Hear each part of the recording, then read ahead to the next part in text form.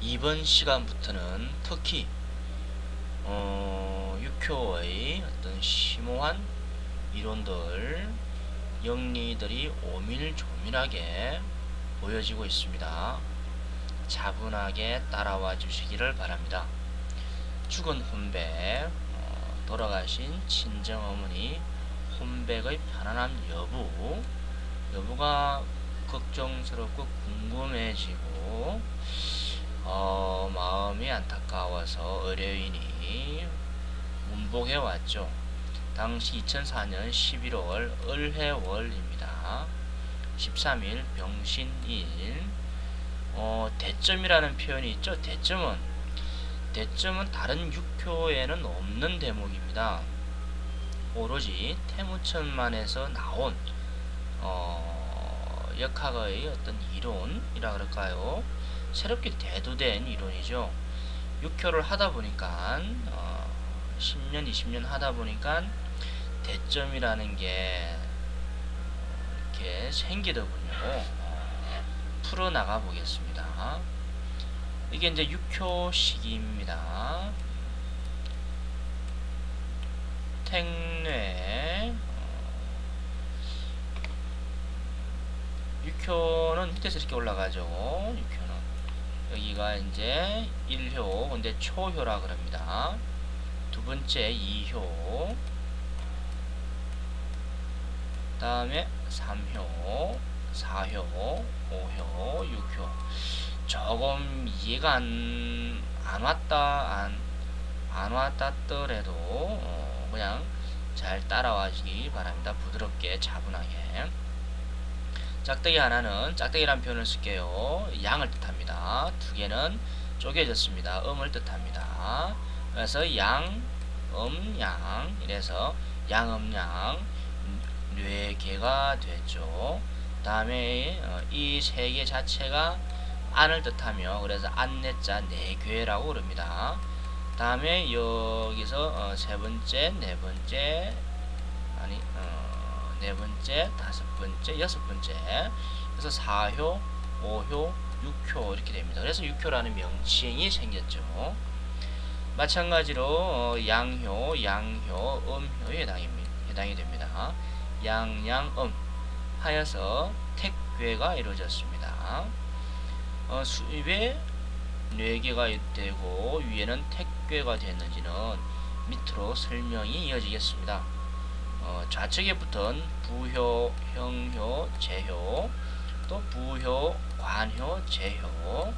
요거는 이해가 되시지 않는 분들은 상당히 의문이 깊어질 수 있겠는데 나중에 알고 보면 쉽게 됩니다. 쉬운 설명이 뒤따를 것입니다.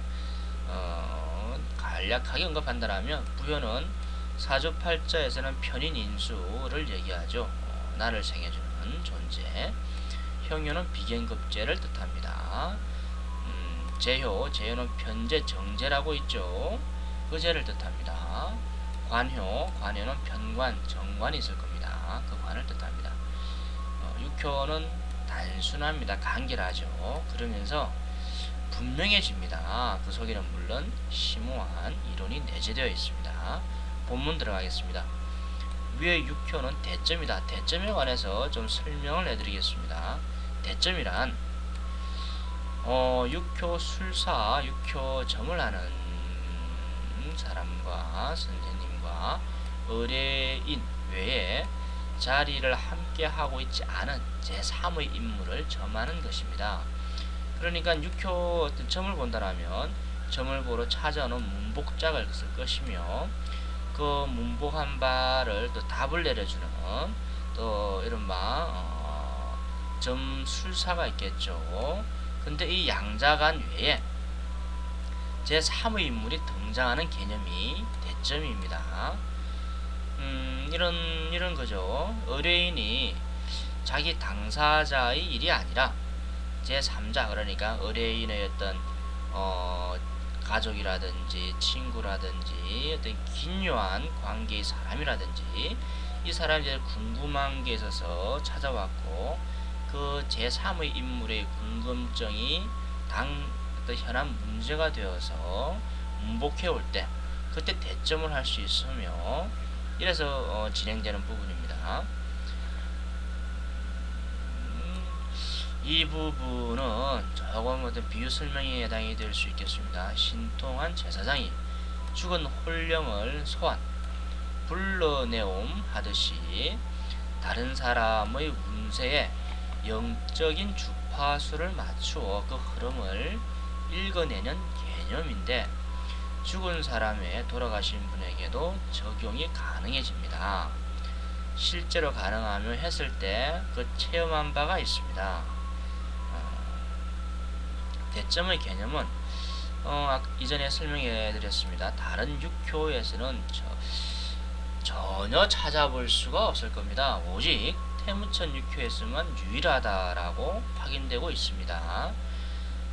그건 제가 겪었고 다른 사람도 이렇게 겪게 될 것입니다. 이건 보편적인 이론이자 보편적인 가치라고 받아들여지고 적용되어서 올리는 노출 공공에 노출시키는 대목입니다. 육효가 무엇일까요? 육효 자체가 어떤 영통의 개념이 들어갑니다. 단순한 산술적인 통계학은 아니죠. 거기에 통계 이상의 또는 경험이라고 단지 경험이라고 밖에 단정하기에는 너무 부족한 또 다른 또 가치관이 또 들어옵니다. 영적인 가치관이죠. 그러다 보니까 귀신과 만나지 않을 수가 없죠. 귀신이라 표현하니까 조금 걸릴 수 있는데 귀신으로 표현하겠습니다. 더 직접적으로 그 개념이 와닿으니까 귀신의 도움으로 공부해야했기 때문입니다. 설명해 가겠습니다. 사람 소리, 개소리, 소울음 등이 전혀 들려오지 않는 또 오지 심산에서 땅을 1m 50cm 수직으로 파 들어가서 그 안에 텐트를 치고 텐트 위는 위장막으로 가리고 겨울을 나며 16년 전 지금으로 치면 한 18년 정도 되겠네요. 이 책이 나온 지 2년이 경과했으니까 당시에 조금 설명입니다. 어떤 그 외의 설명이 해당이 되네요. 날씨가 너무 추워서 겨울 섣달이었죠. 동짓달 섣달. 구름 한 점 없는 맑은 하늘에 눈송이 같은 게 떨어졌습니다. 이상해서 맑은 하늘을 몇 번이나 쳐다보며 곰곰이 생각해 보니 과학적으로 너무 맑고 너무 추워서 따뜻한 햇볕의 기운이 영하의 날씨에 얼어서 하얀 티눈처럼 흩날리는 이렇게 물리적인 현상으로 이해되었습니다. 너무 추웠죠. 동짓달 한겨울에 산 아래의 시냇물은 시냇물 전체가 꽁꽁 얼어붙었죠. 오히려 얼지 않은 물이 더 차가울 수 있습니다. 실제 밑에 강 쪽에는 얼음이 두껍게 얼었는데 상류에는 아주 시냇물 같이 졸졸졸 흘러가는 곳에는 얼지를 않았습니다. 묘하죠. 이거는 땅 파고 텐트 친 산 위의 계곡물은 세차게 흘러서인지 하여튼 지기가 영검했어인지 가운데가 얼지 않았죠. 그 물에 하루 5번도 목욕 재개를 하는데 첫날 처음 외에는 마른 수건을 사용해 보지 못했습니다.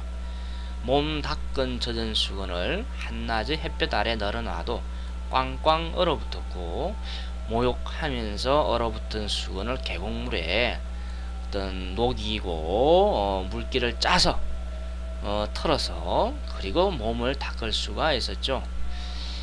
요 설명은 한번 이런 게도 있었구나 라고 주변 설명입니다. 한번 접해보길 바랍니다. 말하고자 하는 요지는 결코 어떤 그냥 관념적으로 공부한 게 아니었다라는 얘기죠. 체험에서 나온 공부입니다. 태문천의 육효는 가볍게 여기저기 어떤 이론을 받아서 생각으로 정리해서 세상에 내보이는 게 아닙니다. 해보시면 알게 됩니다. 귀신에 대한 언급도 있는데 어떤 사람들은 질문이 옵니다. 산에 사는데 무섭지 않았냐고, 혼자 살면서 밤에.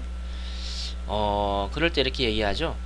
산에는 개미도 살고 참새도 날아다니면서 사는데 하물며 그런 미물도 살아가는데 어찌 사람이 두려워하겠습니까? 그러나 처음에는 무섭습니다.